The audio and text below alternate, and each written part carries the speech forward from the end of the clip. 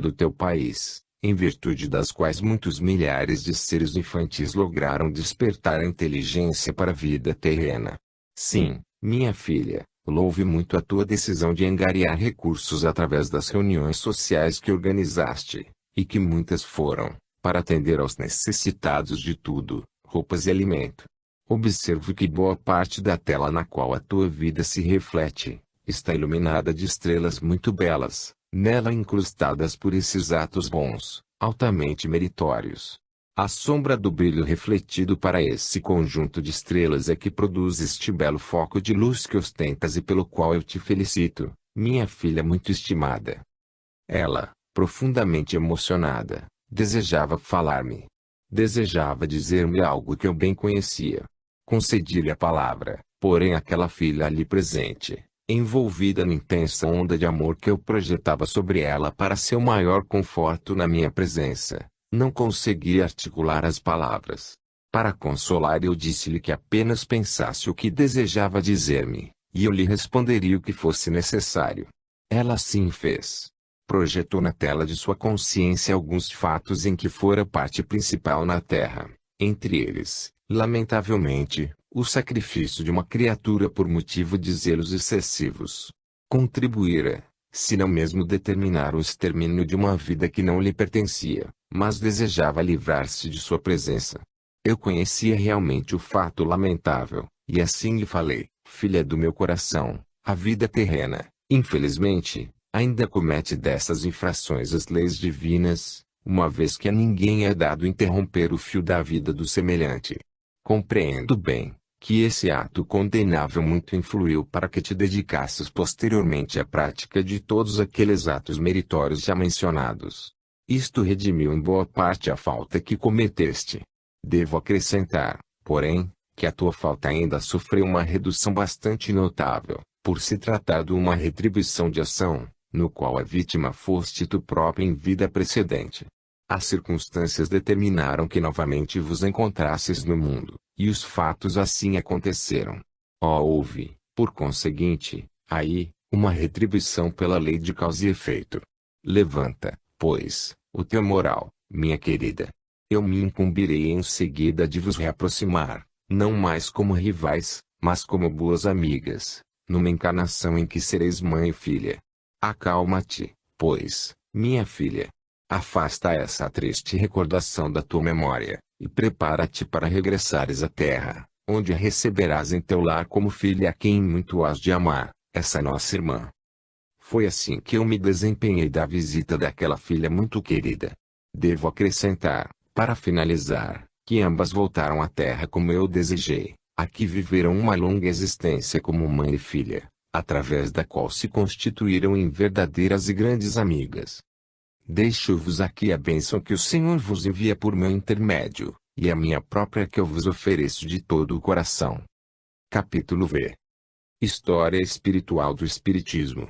Seleção das almas que devem reencarnar. Descem à Terra 3 categorias de almas.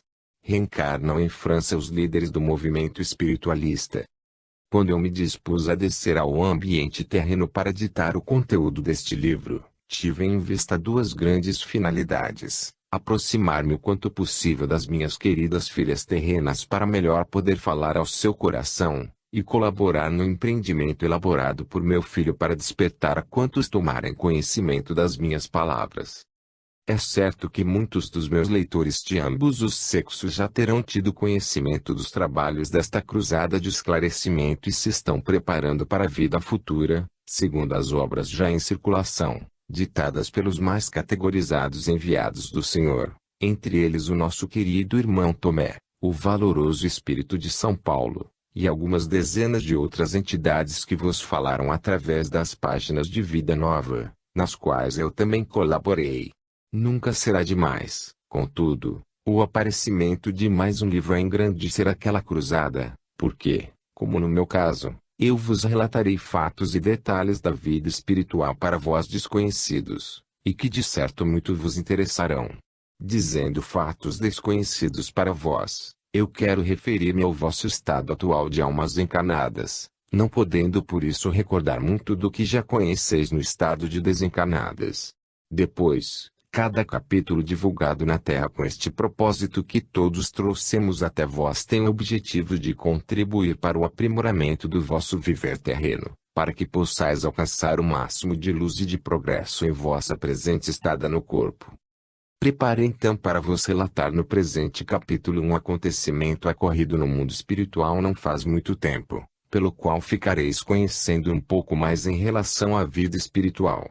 Processava Zenuato, há coisa de 3 a 4 séculos, uma espécie de seleção das almas que deveriam reencarnar proximamente, e esse trabalho estava a cargo de uma grande comissão de entidades de grande evolução, a quem competia dar a palavra definitiva acerca daquelas que preenchiam as condições requeridas pelas forças superiores para virem constituir a humanidade terrena daquela época.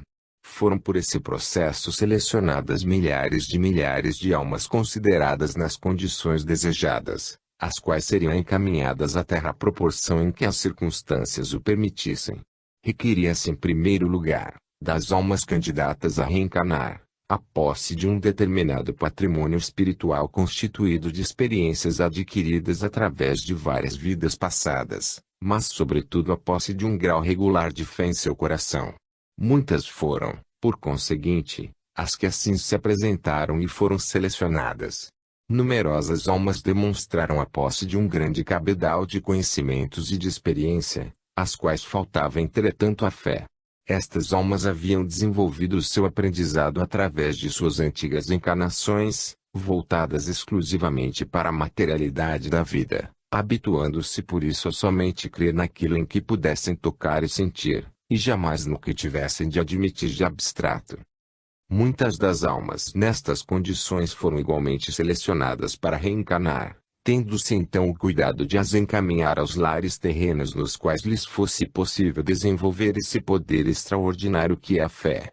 Outras muitas, cujo patrimônio espiritual se demonstrava carente ainda dos elementos capazes de as conduzir ao êxito na Terra, foram deixadas para mais tarde. Estas assim desprovidas de conhecimentos e experiência, em grande parte devido à sua juventude espiritual, foram reservadas para serem distribuídas aqui e ali, nos lares terrenos constituídos de almas experientes, onde se desenvolveriam à sombra das suas irmãs terrenas. Vieram assim à Terra, em consequência da seleção procedida no alto, estas 3 categorias de almas a constituírem novos corpos, as já possuidoras de conhecimentos, experiência e fé, as evoluídas na experiência mas desprovidas de fé, e as almas ainda jovens, pouco vividas ainda em corpo físico neste plano terreno, apenas bastante sofridas ao longo de suas encarnações em planeta inferior à Terra. Todas essas almas mergulharam por sua vez na carne, acompanhadas de perto por entidades protetoras, como de resto são todos vós, meus filhos e filhas que eu muito estimo. Deste amálgama de almas encarnadas foi possível obter-se certa homogeneidade espiritual desde os 2 últimos séculos, não obstante as lutas guerreiras que a história registra, e que ainda não foi possível banir por completo deste planeta. Do resultado obtido, muito lentamente, é verdade, chegamos finalmente ao aglomerado humano deste fim de século, onde todos temos a ventura de destacar muitas e muitas almas que lograram atingir um elevado grau de evolução moral que as conduzirá em breve, ou à vivência no plano de grande luminosidade, ou lhes permitirá reencarnar neste mundo na qualidade de verdadeiros luminares a conduzir os semelhantes. Nosso Senhor Jesus, em sua preocupação ininterrupta em prol da felicidade e bem-estar dos seus guiados terrenos, empreendeu esta grande cruzada de esclarecimento precisamente para os preservar de sofrimento em caso de virem a ser atingidos pelos acontecimentos em curso, e também de os despertar para as coisas do alto, que é a vida espiritual a qual todas as almas que se destinam. Muito está sendo conseguido, aliás, nestes pouquíssimos anos da cruzada, segundo temos observado pelo aprimoramento das vibrações mentais partidas da Terra. Com a continuação deste aprimoramento mental, espera o Senhor conseguir este grande, imenso resultado, executar as operações projetadas para a transformação da Terra com um mínimo de sacrifício de vidas humanas. E como corolário, a promoção de quase todas as almas atualmente encarnadas a novo e importante degrau em sua escala espiritual. Mas eu não concluí ainda a narrativa em torno da seleção procedida, no alto, das almas que deviam reencarnar. Ocorreu ali um episódio que eu desejo trazer ao vosso conhecimento, episódio bastante significativo, que foi o seguinte: prosseguiam normalmente os trabalhos de seleção através do exame a que todas as candidatas se ofereciam, desejosas de poderem ser consideradas nas condições desejadas para participar da nova humanidade terrena. Surgiu a certa altura um grupo assaz numeroso de almas já possuidoras de um grau bastante satisfatório de iluminação, que manifestaram desejo de voltar à Terra, juntas, se possível, com o propósito de promoverem na Terra uma verdadeira revolução em torno dos princípios da fé. Achavam aquelas almas, à época em que o caso se passava, que a fé ensinada na Terra estava como que escravizada a princípios religiosos que a circunscreviam cada qual a seus próprios dogmas. Era necessário e urgente, no entender daquelas almas, quebrar as correntes religiosas existentes em determinadas regiões terrenas, e gritar, sim, segundo diziam, aos ouvidos dos filhos de Deus viventes no solo terreno, que o Espírito é tudo, que o Espírito não pode ser escravizado porque é livre, foi criado livre, e livre há de viver sempre através de todos os milênios do porvir. Propunham então as almas em referência ao propósito de empreenderem na Terra a propagação de um tipo de fé diferente da então ensinada, de maneira a poder acordar nos homens a força enorme adormecida no íntimo, a força do Espírito livre e eterno. O fato causou enorme alegria entre as entidades da comissão selecionadora de almas, porque a representava na ideia concebida por aquele grupo de almas um dos maiores impulsos já dados ao progresso das almas encarnadas. Foram examinadas detalhadamente as condições religiosas de todas as regiões da Terra, do Oriente ao Ocidente.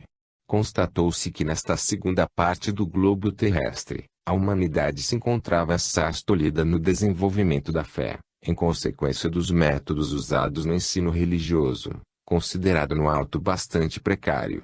Constatou-se que, enquanto nos países orientais as religiões admitiam a vinda das almas à Terra em vidas sucessivas, assim como já praticavam o intercâmbio inteligente com os mortos, no Ocidente o ensino religioso circunscrevia-se à simples adoração do Criador e das entidades canonizadas, Jesus inclusive, sem nenhuma margem ao desenvolvimento dos poderes espirituais de cada criatura humana.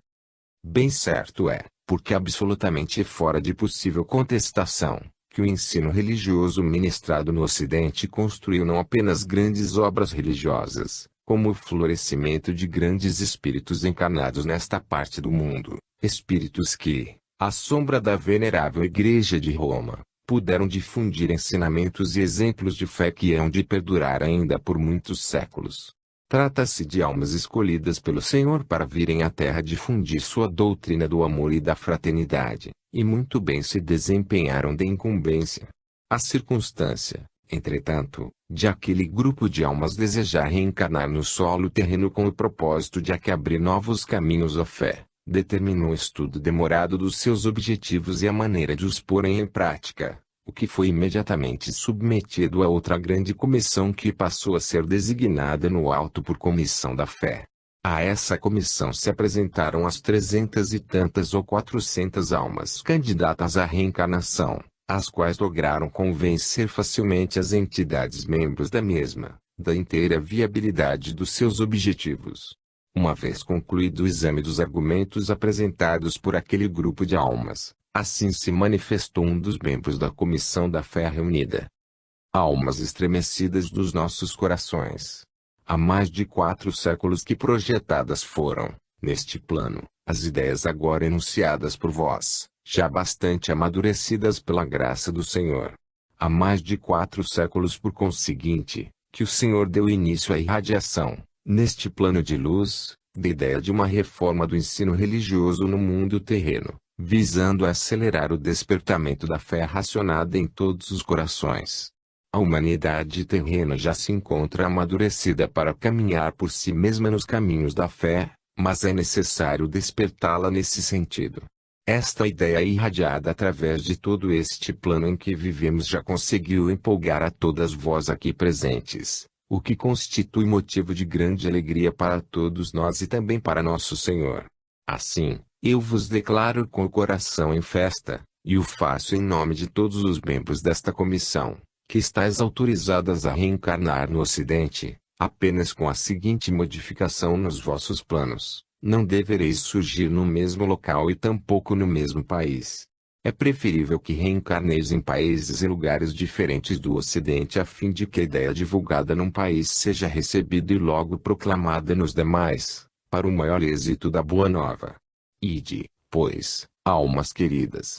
Ide propagar a Boa Nova na Terra, a ideia que há de empolgar desde logo todas as almas sensíveis, cujo êxito todos nós aqui vos asseguramos. Havia, integrando o grupo de almas presentes, algumas que mais se destacaram na apresentação de argumentos em favor da ideia nova. A entidade membro da comissão aproximou-se delas, em número de 10 ou 12, e disse-lhes: a vós, já portadoras de tão belo foco de luz espiritual, nós entregamos a tarefa de liderar o movimento espiritualista na Terra, por ser um movimento destinado a evidenciar toda a potência da alma ou espírito encarnado. Para o maior êxito, ireis nascer num país dos mais iluminados pela cultura e pelo amor às ciências, onde a Boa Nova rapidamente se desenvolverá. Ireis aparecer no território da França, onde vivem numerosas almas bastante amadurecidas e por isso em condições de receber e aceitar prontamente a ideia espiritualista que ides levar à Terra. É conveniente, então, que as demais almas presentes se disseminem por outros países e cidades, para o fim de se constituírem sólidos pontos de apoio à Boa Nova irradiada da França. Ide, pois, com as bênçãos do Senhor, ao desempenho de tão luminosa missão junto aos corações humanos que vos aguardam. Aquele numeroso conjunto de almas missionárias partiu então para a Terra em princípios do século XIX e aqui deu início à propagação do fenômeno espírita, logo recebido pelas almas puras com grandes demonstrações de alegria. Essa pode ser tida como a história espiritual do Espiritismo no Ocidente. Deixo-vos aqui a bênção que o Senhor vos envia por meu intermédio, e a minha própria que eu vos ofereço de todo o coração. Capítulo 6.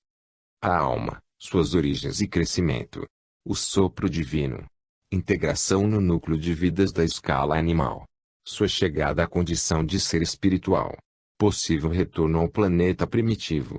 Cruzada espiritual feminina. Eliminação do sofrimento físico na Terra. Um assunto que eu considero da maior importância para conhecimento das almas encarnadas, é sem dúvida a origem de suas numerosas vindas à Terra durante séculos e milênios, com o fim de aqui aperfeiçoarem qualidades e aptidões para poderem alcançar, de degrau em degrau, toda a escala espiritual. Devo começar então por dizer às minhas queridas filhas terrenas, que suas almas se originaram de um quase nada, e simples desejo do Criador em dar vida a novos seres, no início de cada um uma simples ideia na mente divina. Uma vez a ideia mentalizada, foi projetada na imensidade do éter universal, onde perdurou por milênios de milênios como um átomo em processo de desenvolvimento. Passados os períodos de tempo necessários, a ideia mentalizada pelo Criador adquiriu luminosidade e se movimentou em busca de crescimento, dentro das suas possibilidades. A ideia foi pouco a pouco adquirindo a consciência de si mesma como ser existente no universo, tratando então de buscar em torno, condições e ambiente que lhe permitissem o próprio desenvolvimento. Certamente, a ideia já não estava sozinha em seu núcleo de vida. Muitos milhares de outras ideias semelhantes assim conviviam, na absoluta ignorância de tudo quanto não fosse ela própria, assim como todas as demais. Com o perpassar dos milênios foi a ideia agraciada com o que eu poderei denominar o sopro divino, que é o sopro de vida emanado do Criador, e a ideia se metamorfoseou em alma, em toda simplicidade e pureza. Uma segunda fase então se manifestou ao longo dos novos milênios de milênios, num processo de crescimento anímico parece ser pouco mais do que imperceptível, durante o qual ele próprio passou a reunir e absorver do núcleo a que pertencia os elementos constitutivos de que carecia para o seu desenvolvimento anímico. A esta altura, a ideia mentalizada na mente divina, já progredida na categoria de ser anímico, passou a viver sua própria vida e a se movimentar segundo as suas possibilidades anímicas. A continuidade dos tempos de atividade desenvolvida no campo mental da sua existência, granjearam-lhe novos graus de luminosidade, chegando desta maneira a se constituir no que poderei denominar uma fagulha divina, embora sem qualquer espécie de autonomia no campo mental da sua existência. Nesta altura de sua constituição, foi o ser anímico conduzido à vivência no plano físico, integrando o núcleo de vidas dos seres mais ínfimos da escala animal, onde peregrinou durante milênios, com alternativas de idas e vindas do plano físico ao mental e vice-versa, galgando lentamente os degraus que lhe tiver sido possível galgar dentro do respectivo núcleo de vida. Concluída a escala na qual tiver ingressado, esse ser anímico logrou transferir-se a outro setor de vida animal, a fim de despertar e desenvolver o próprio sistema, e conquistar novas aptidões de autodefesa, já então em maior contato com novos elementos de progresso na circunscrição da sua vivência. Desnecessário será descrever todo o processo de desenvolvimento anímico enfrentado e percorrido pelo ser até alcançar o reino animal mais desenvolvido, conseguido finalmente ao cabo de uma trajetória tão longa e sofrida, que não será possível traduzir em números de séculos ou milênios. O certo é que, cumpridas as existências necessárias em meio a todas as vicissitudes da espécie, e que muitas foram, para todos os seres, chegou o ser anímico a seu tempo à condição de ser espiritual, desprovido, porém, de experiência em todos os setores, necessitando, então, de mergulhar num veículo físico para adquiri-la. Isto equivale a dizer que chegada foi a fase em que o sofrimento começa para as almas, com o mergulho que se lhes depara num mundo onde a luta constante pouco difere daquelas que tiveram de sustentar em sua vivência puramente animal. Nesse mundo em que vai ingressar receberá um veículo de forma humana, é verdade, porém bastante mais grosseiro e rude do que os da Terra, e nesse veículo a alma aprenderá a conviver com milhares de outras iguais, em cujo contato se desenvolverão novas aptidões, mercê das lutas que terá de enfrentar para sobreviver. Não estará, porém, abandonada a alma ingressada nesse mundo inferior. Ela terá ao seu lado guias e protetores espirituais empenhados em a proteger contra os percalços, de lhe inspirar ideias necessárias à sua felicidade relativa, e, através dessa inspiração e ajuda a alma desenvolverá preferencialmente a sua faculdade intuitiva da maior utilidade em toda a sua vida ocasional e futura. A permanência de uma alma nesse mundo bastante primário de vida não obedece a um período determinado de tempo. Em regra, porém, contam-se por 12 a 15 mil anos os períodos de vivência das almas primárias nesse mundo, com alternativas de regresso e repouso no espaço que lhe é próprio. Há, porém, numerosos casos em que almas de tal modo se empregaram na sua vivência nesse plano, que lograram alcançar o termo de sua experiência relativa em pouco mais de 5.000 anos, desenvolvendo empenhadamente várias das aptidões peculiares ao plano físico. Muitas almas têm logrado alcançar justa promoção a mundos melhores, mais adiantados, tendo inclusive algumas delas sido trazidas a encarnar na Terra. Bem verdade é, contudo, que algumas destas aqui se perturbaram ante a absoluta liberdade que encontraram em sua vivência, e tais distúrbios praticaram, que estão sendo devolvidas àquele mundo de onde vieram, provando com isto que ainda não mereciam a promoção recebida.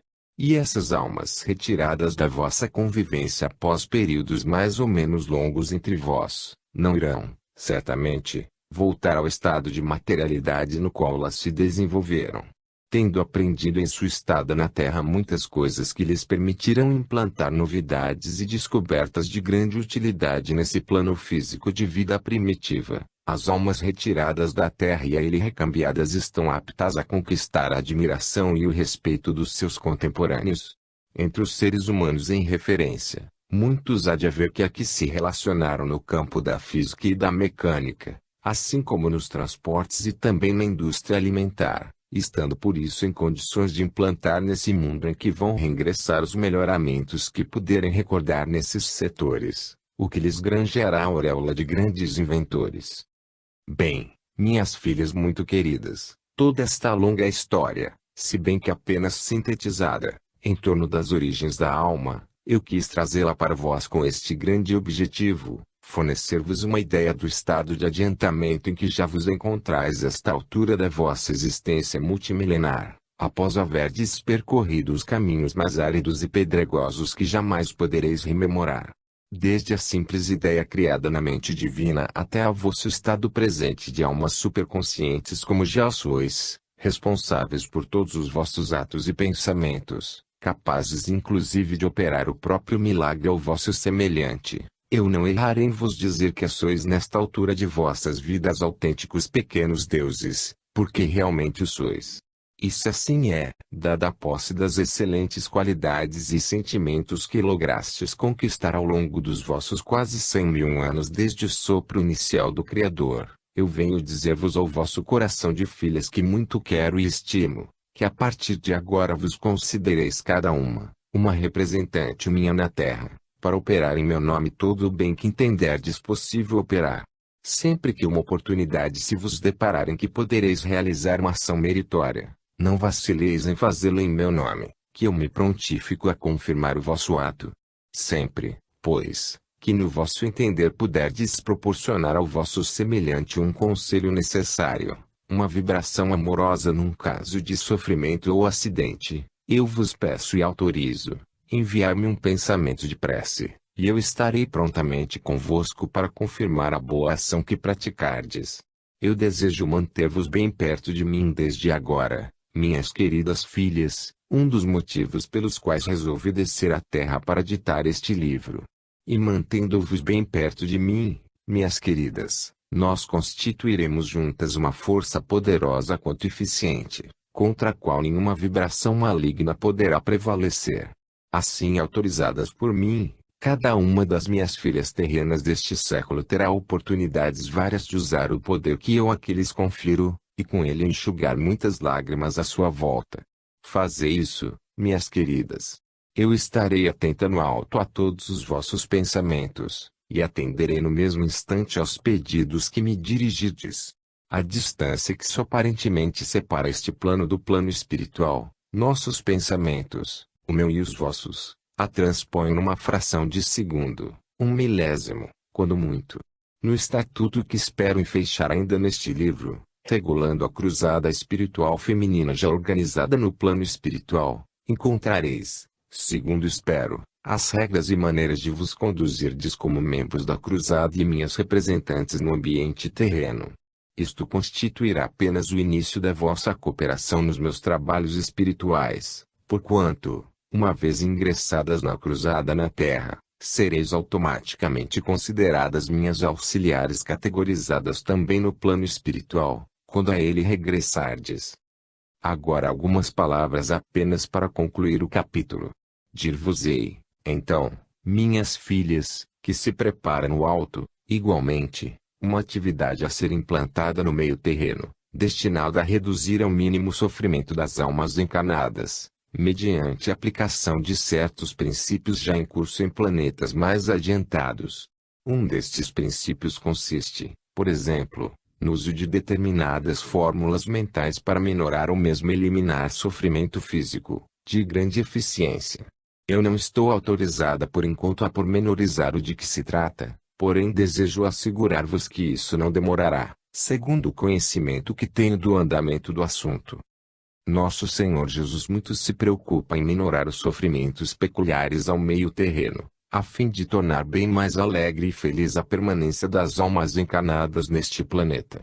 Um regular número de entidades assessoras se empenha no momento em ultimar os trabalhos necessários à implantação neste plano físico, de vários processos para aquele fim. Aguardai, pois, filhas e filhos meus, o que muito breve conhecereis, segundo o que venho de antecipar-vos. Meu empenho, muito grande também, de me aproximar de vós todas que vos encontrais na terra, tem o objetivo de vos unir a mim numa estreita união de vontades, a fim de que, assim unidas, possamos colaborar com grande eficiência nos trabalhos do Senhor neste plano terreno. Os dias que se aproximam hão de requerer muita união de pensamentos e de esforços, e eu assumi para com o Senhor o compromisso de conclamar as minhas filhas terrenas para fazerem parte da obra que pretendo realizar. Juntas, eu do alto e vós na terra, mas unidos os nossos pensamentos, havemos de operar maravilhas de socorro e atendimento aos necessitados de toda a esfera terrestre. Havemos de expandir de tal modo as vibrações puríssimas do nosso amor ao semelhante, e em tal magnitude o faremos, que os vossos e o meu espírito celebrarão a seu tempo, no alto, a confraternização gloriosa que nos reunirá para sempre. Devo esclarecer ainda, minhas filhas, que abrigais cada uma no vosso coração uma tão grande parcela de poder, que se vos dispuserdes a utilizá-la para o bem e só para o bem, está claro podereis tornar-vos cada uma segunda Maria Santíssima no sentido do bem fazer. Havemos de somar, então, o meu e o vosso poder em favor dos nossos irmãos terrenos, pela alegria e felicidade que isso proporcionará aos nossos espíritos. E mais tarde, quando o tempo chegar, eu terei a satisfação de vos levar pela mão à presença do Senhor e lhe dizer: eis aqui, Senhor Jesus, uma filha que muito nos ajudou na terra. Ela bem mereceu esse galardão que ora vem receber pela minha mão.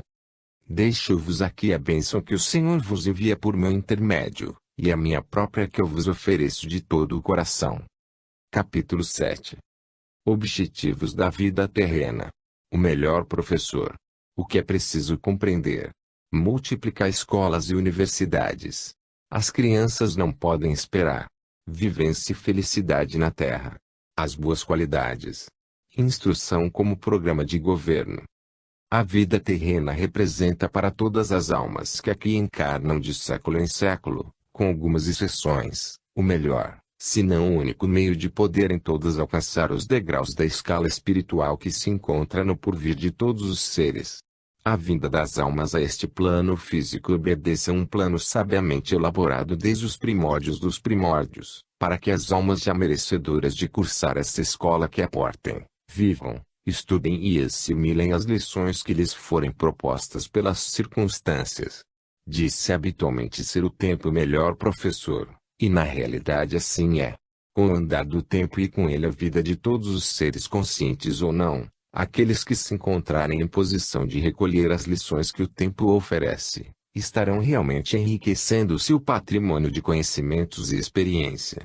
Ao contrário do que muitos viventes dizem e acreditam, a vinda das almas à Terra não tem absolutamente o objetivo do gozo de uma encarnação repleta dos prazeres momentâneos que possa desfrutar, mas sim, e unicamente, a finalidade de aprender um pouco mais, ilustrar-se o quanto possível em relação aos conhecimentos peculiares à vida terrena.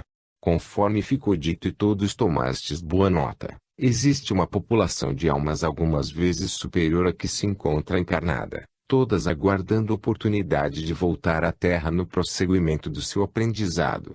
O que muitas almas encarnadas não chegam a compreender devidamente, em relação à sua presente existência no corpo, por se encontrarem imersas numa trama de interesses puramente materiais, as almas desencarnadas o compreendem perfeitamente, que há oportunidade de progredirem um pouco mais no caminho da sua iluminação.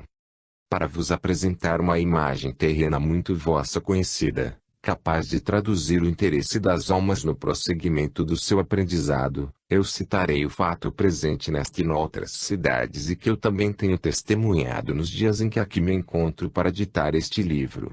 Vejo que uma pequena multidão de jovens desejosos de ingressar nas universidades para desenvolver e aprimorar conhecimentos se movimentam, se agitam, com o objetivo de conseguir dos dirigentes ocasionais providências urgentes para serem admitidos ao estudo. Isto que eu tenho testemunhado representa em boa parte a necessidade sentida também no alto pelas almas desejosas de voltar ao solo terreno em busca de novos conhecimentos. Aquilo que vós outros não conseguis vislumbrar sequer, as almas desencarnadas o sentem duramente, apenas não fazem como os vossos jovens estudantes. A demonstração que fazem desse desejo é absolutamente ordeira e pacífica, porque feita por meio da oração ao Senhor por uma nova oportunidade. Mas o Senhor não consegue atender a todos os pedidos que nesse sentido lhe chegam de todos os recantos do mundo espiritual. O Senhor defronta-se desde séculos com o grande problema dos lares terrenos onde possam reencarnar as almas desejosas de uma nova peregrinação pelos caminhos da terra. Surge a questão alimentar em primeiro lugar, com a qual muitos se preocupam, hoje em dia, todos os dirigentes da Terra. Vem em seguida o problema social envolvendo a dificuldade de manterem os pais e os filhos nas universidades pelo tempo necessário à conclusão dos cursos de que tanto carece o mundo de hoje. As dificuldades crescentes da vida terrena impedem os jovens de aprimorar conhecimentos vários de que são portadores, adquiridos no passado. E dizer-se que em regra todas as almas que estão descendo à Terra nos últimos decênios são portadoras de conhecimentos e experiência que apenas necessitam de serem despertados no cérebro dos jovens. O Senhor Jesus exultará no dia que há de chegar muito breve para a Terra em que todas as crianças de todas as regiões do mundo frequentem as escolas, não apenas as de curso primário como também as do ensino técnico e científico, do que resultará então um grau de progresso e de felicidade tal para todos os viventes deste plano físico como jamais poderão imaginar nos dias que correm. O Senhor se empenha por isso, em que os responsáveis pela direção dos povos se empenhem também em oferecer anualmente às crianças e aos jovens as vagas de que possam necessitar nas universidades, encerrando para sempre o triste espetáculo da atualidade, de tanto têm os jovens de lutar para poderem estudar.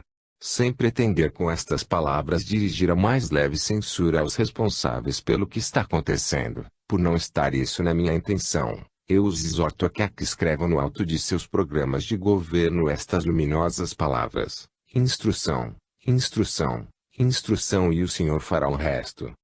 Desejo tratar em seguida de outro assunto igualmente importante para todas as minhas queridas filhas e filhos terrenos. Desejo tratar do que diz respeito à conduta mais aconselhável à vivência e felicidade em sua permanência neste plano físico. Referir-me-ei então à conduta que deve manter no meio social de que fazem parte, e que muito útil deve ser para todos pela convivência tão necessária ao progresso das almas. O meio social é constituído, como sabeis, por elementos espirituais de várias categorias, necessitados todos eles da luz e progresso que vieram buscar na Terra. Será então da maior conveniência para todos quantos compõem o meio social, procurar descobrir sempre as boas qualidades existentes no seu próximo e proclamá-las sempre que possível, com que lograrão despertar as mesmas qualidades em outros elementos. A proclamação das boas qualidades existentes num ser humano das vossas relações terá o mérito, não só de as fortalecer e ampliar, como ainda de incentivar o seu aparecimento em seres que as não tenham demonstrado. E todo aquele que ouvir dos seus semelhantes referências elogiosas às boas qualidades de que for portador, por certo se empenhará em procurar desenvolvê-las o quanto puder em virtude do estímulo de que foi alvo. Somente aquele, entretanto, que possuir ou cultivar empenhadamente as boas qualidades estará apto a descobri-las nos outros. É, pois, de grande transcendência nas relações sociais, procurar cada um cultivar no íntimo boas qualidades de coração para poder por sua vez descobri-las nos elementos componentes do meio social em que vive. Perguntar-me-eis provavelmente, e quais são essas boas qualidades que todos devemos cultivar? A resposta é simples. Filhas e filhos meus que muito quero e estimo. As qualidades principais que um ser humano deve cultivar empenhadamente na Terra podem contar-se pelos dedos, que são, em primeiro lugar, a honestidade em todos os seus atos particulares ou públicos. O culto da honestidade cria no indivíduo uma pequena auréola que o identifica desde logo perante as entidades imateriais que o visitam, e são várias, muitas mesmo durante a sua vivência terrena. A honestidade imposta aos menores atos individuais torna-se em breve uma espécie de automatismo que nenhum esforço requer para predominar em tudo quanto o indivíduo pratique. Essa criatura passa então à categoria das almas honestas por índole em todos os seus atos e pensamentos.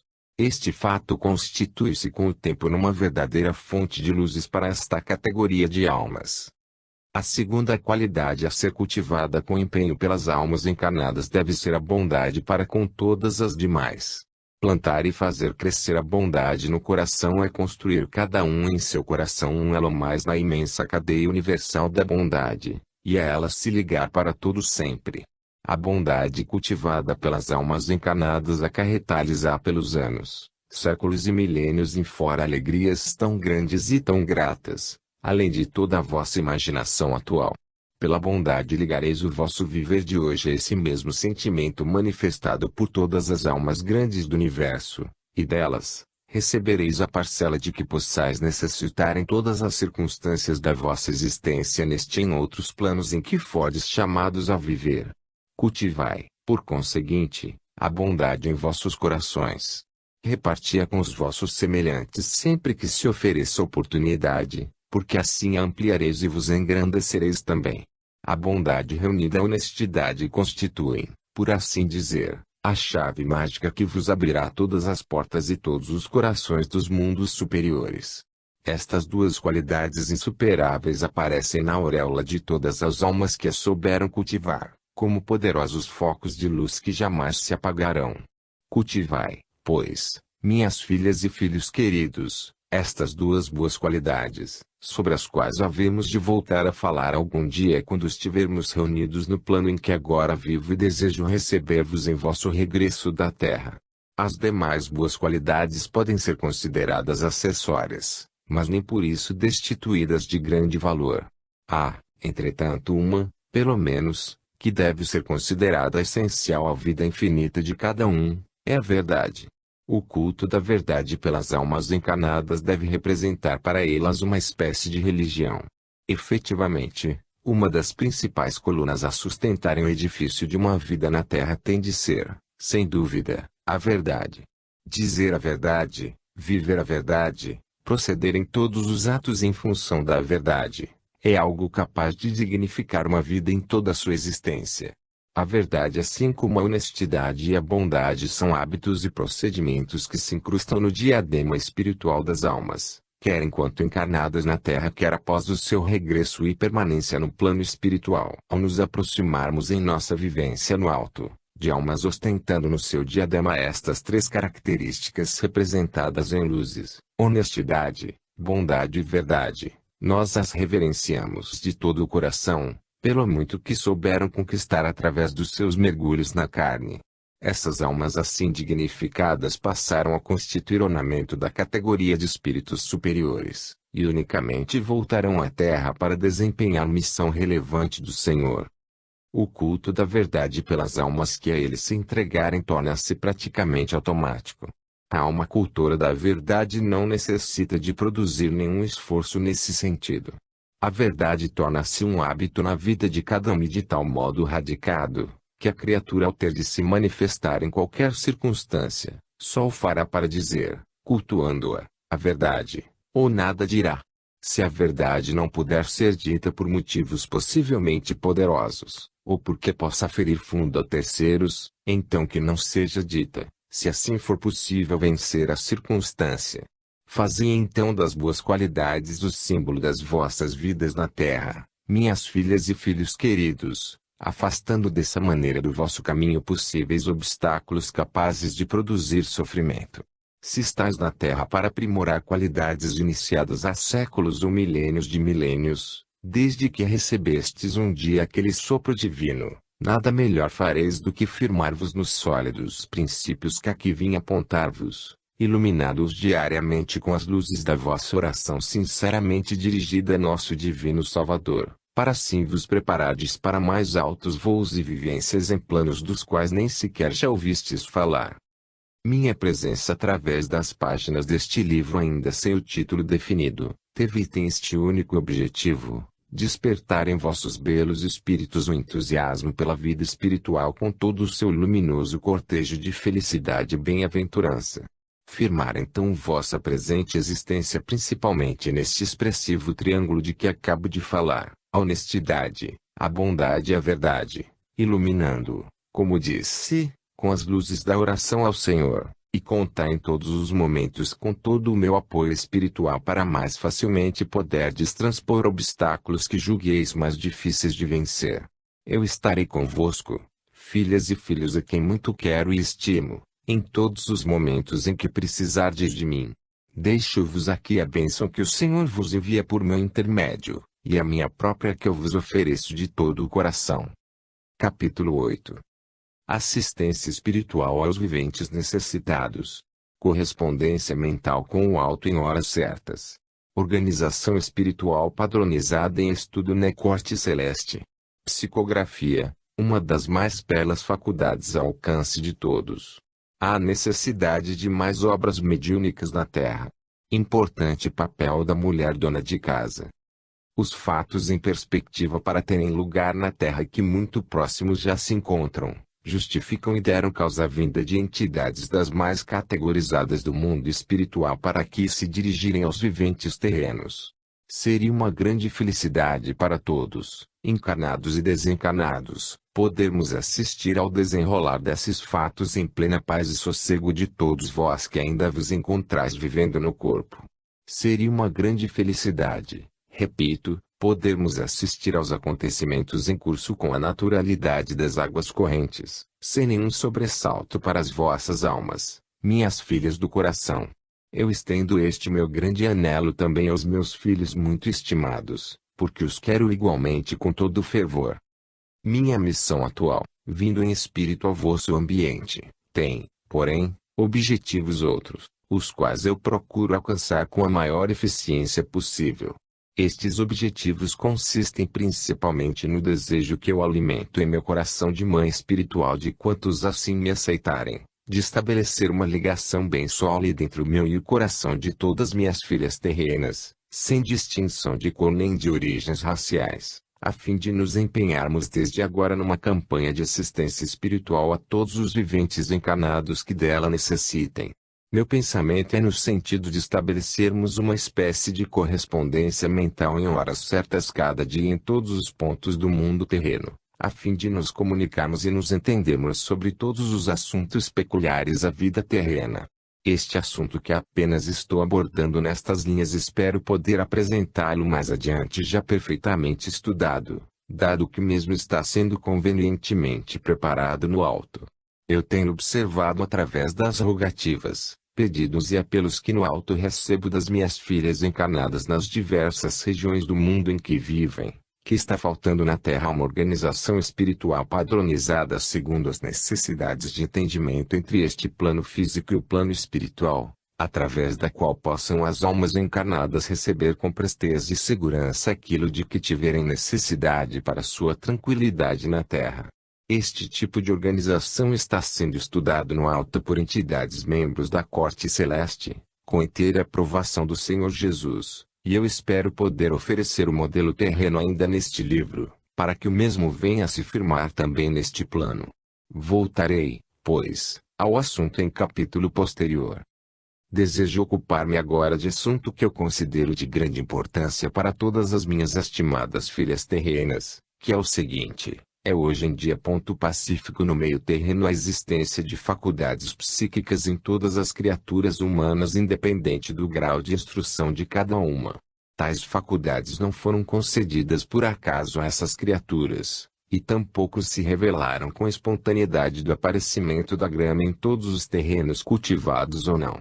As faculdades psíquicas de que são portadoras quase todas as almas encarnadas foram-lhes concedidas desde séculos em numerosas delas, como meio de poderem acelerar o seu progresso espiritual através do uso que vierem a fazer dessas faculdades, contribuindo com sua prática para o adiantamento dos semelhantes. Acontece, porém, que este assunto não tem sido tratado no plano terreno com empenho e método conveniente. Razão do atraso ainda verificado no progresso espiritual em geral. Existem na Terra faculdades realmente preciosas se convenientemente desenvolvidas e aplicadas. Citarei, por exemplo, esta de que me estou utilizando para conversar convosco por meio da palavra escrita, e que é uma das mais belas de todas. Embora concedida, por assim dizer, a todas as almas encarnadas ainda é pouco cultivada por seus portadores, quando são tantas as entidades desejosas de falar à Terra por este processo. Tais entidades, possuídas de tal desejo, têm em vista apenas contribuir para a felicidade, paz e bem-estar das almas encarnadas, e jamais a satisfação pura do que eu denominarei de diletantismo. A razão disto é o que todos observamos do alto em relação à vossa movimentação pessoal ao longo dos caminhos a percorrer. Sabemos por isso que muitos dos erros cometidos pelos seres humanos o são em grande parte devido à falta de uma palavra de esclarecimento espiritual, ao desconhecimento das leis reguladoras da vida universal, o que não sucederia se todos tivessem à mão um maior número de obras mediúnicas fartamente esclarecedoras.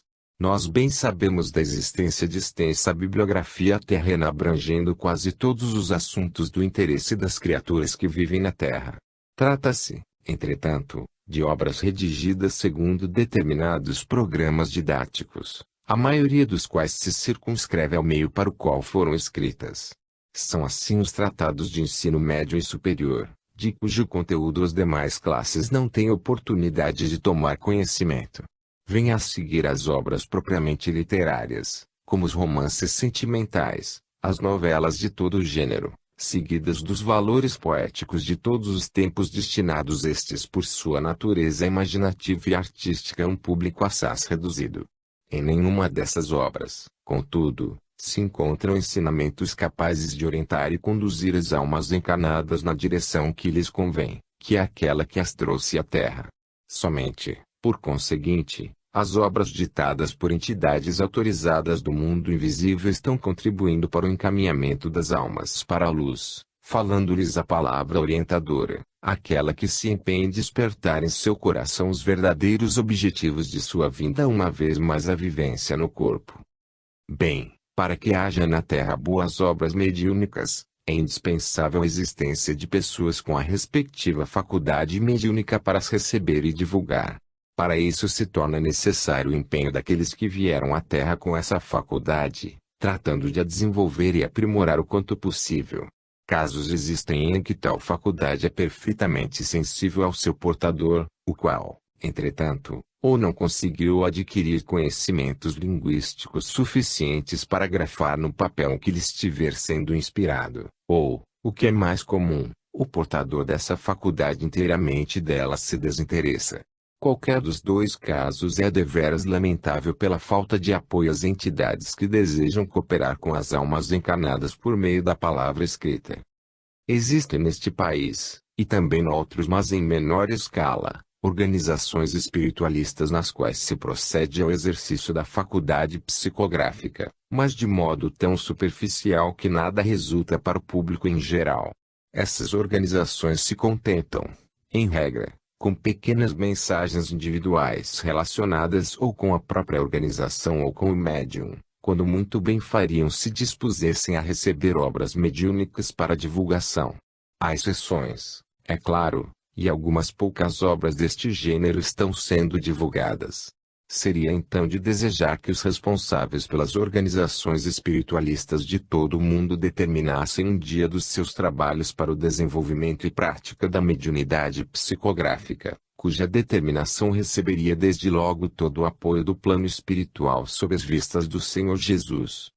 Desejo tratar ainda neste capítulo de outro assunto que o Senhor me recomendou para imediato conhecimento de todas as leitoras. Tratar então do que diz respeito à vivência de cada uma em sua permanência na Terra, e a maneira ao alcance de todas, de a prolongar ao máximo possível, a fim de poderem todas beneficiar-se de sua presente encarnação. É fundamental, por conseguinte, que haja um método de vida capaz de manter inalterada a saúde do corpo, base do bem-estar e da longevidade. Dirijo-me então às minhas queridas filhas para recomendar a elaboração e cumprimento desse método de vida, já não apenas como obrigação que a todos assiste, como também um esforço pessoal de cada uma. Darei a seguir alguns elementos para esse fim, como contribuição de minha parte, no que diz respeito à mulher dona de casa. Por exemplo, é necessário que a sua mão esteja em tudo quanto se passe no seu lar. Cumpre-lhe ser a primeira a levantar para dar andamento à vida do lar, seja transmitindo instruções às suas servidoras, se as tiver, assistir à preparação da primeira refeição para que marido e filhos com horários certos de trabalho ou estudos possam comparecer em tempo útil. Cumpre a mulher dona de casa acompanhar de perto a vida do lar, se não mesmo fazê-la girar em torno da sua pessoa. É a ela que incumbe determinar o que tenha de ser adquirido em matéria de alimentos e jamais permitir que isso se faça à sua revelia. Cumpre-lhe, inclusive, organizar sua pequena contabilidade, embora simplificada ao máximo, na qual fiquem registradas todas as despesas feitas com alimentação, vestuário, e as que mais houver, e jamais permitir que os recursos existentes no lar sejam utilizados a granel, isentos do respectivo registro. Procedendo desta maneira, a dona de casa cumpre dois deveres essenciais. O primeiro deles é o de poder apresentar ao seu companheiro que lhe fornece os recursos uma relação sucinta dos gastos feitos durante o período, para que o mesmo se capacite sempre mais da excelência da sua companheira de vida terrena que a esposa, e continue a considerá-la, se possível, a melhor que poderia ter encontrado. O outro dever que escapa ao conhecimento das almas encarnadas em corpo feminino é o seguinte: a escrituração regularmente feita pela dona de casa de todos os gastos da família no período mensal é conhecida e estudada também no plano espiritual pelas entidades disso incumbidas, e serve para que desse plano se providencie, quando considerada necessária, uma adequada melhoria dos proventos capazes de fazer o face ao déficit porventura existente no respectivo orçamento. Isto acontece muito frequentemente a vários lares terrenos cujo exame demonstra uma aplicação sensata dos recursos obtidos pelos seus responsáveis, havendo por isso necessidade de os acrescentar, e isto se verifica. Ao passo que nos lares em que não haja anotação positiva, regular, dos dispêndios efetuados, e tudo se resuma ao esgotamento dos recursos domésticos, nenhuma referência existirá, igualmente, no plano espiritual. Os gastos feitos, por assim dizer, no escuro, levam quantas vezes a família ao desentendimento, com grave prejuízo para todos. Torna-se, por conseguinte, necessário que as minhas filhas, a quem tanto quero, se preparem desde a mocidade para desempenhar mais tarde, não apenas o elevado papel de esposa e mãe, mas sobretudo o difícil papel de dona de casa, pelo valor que o mesmo representa na felicidade e harmonia do lar. Eu falo-vos desta maneira, minhas queridas, por conhecer muitos e muitos lares em que suas donas bem pouco se preocupam com o cumprimento dos deveres apontados, confiando às suas servas ou a terceiros a função que a si mesmas compete. Muitas destas filhas preocupam-se mais com os assuntos da vida social puramente diletante, colhendo da mesma simples entretenimento, em prejuízo quantas vezes da sua felicidade e harmonia no lar. Vejamos a seguir a decorrência em que tal maneira de viver implica. Filhos e filhas deixados entregues às servidoras domésticas ou aos cuidados de terceiros, sofrem com a ausência das mães que se divertem fora, recebendo esse procedimento como possível exemplo a adotarem também mais tarde em sua própria vida. Repito, então, filhas queridas do meu coração, habituai-vos ao papel da verdadeira dona de casa como autêntica rainha do lar que ajudastes a construir, uma vez mais, e tratai de apurar na sua administração todas as boas qualidades que possuís, desenvolvendo-as o mais possível para aumentardes assim a vossa felicidade. Tende sempre presente que a vida terrena é muito curta para ser desperdiçada. Cada mergulho dado pelas almas num corpo de carne, seja ele de que sexo for, representa uma concessão feita a cada uma delas pelas forças superiores para ser utilizada no único sentido da sua iluminação. Guardai isto no vosso coração, minhas filhas muito queridas. Espero voltar ao assunto ainda neste livro. Deixo-vos aqui a bênção que o Senhor vos envia por meu intermédio, e a minha própria que eu vos ofereço de todo o coração. Capítulo 9. As forças invisíveis movimentam-se infatigavelmente. Minha grande preocupação. A casa assistencial. Como funciona o serviço de atendimento aos pedidos das almas encarnadas? A burocracia não existe no alto. Há pedidos que só o Senhor pode atender. Não peçais o que possa prejudicar a outrem. Percalços das almas desconhecedoras das leis espirituais. Retidão da justiça divina.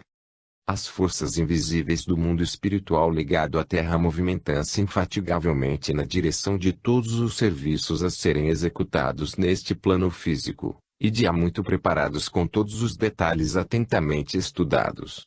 É muito grande a responsabilidade daquelas forças em tudo que deva ser realizado no solo terreno daqui para o fim do século, e por isso, elas se preocupam de maneira incansável para que tudo aconteça como deve acontecer. A minha parte nesses trabalhos é mínima no que diz respeito à preparação e execução dos serviços a serem realizados neste plano. Eu me preocupo, e muito, com o que se relaciona com a felicidade de minhas queridas filhas terrenas, para o que disponho no alto de uma perfeita organização assistencial. Para elucidar-vos um pouco acerca de como funciona o serviço que eu superintendo no alto, eu vos darei em seguida alguns detalhes. Seria praticamente impossível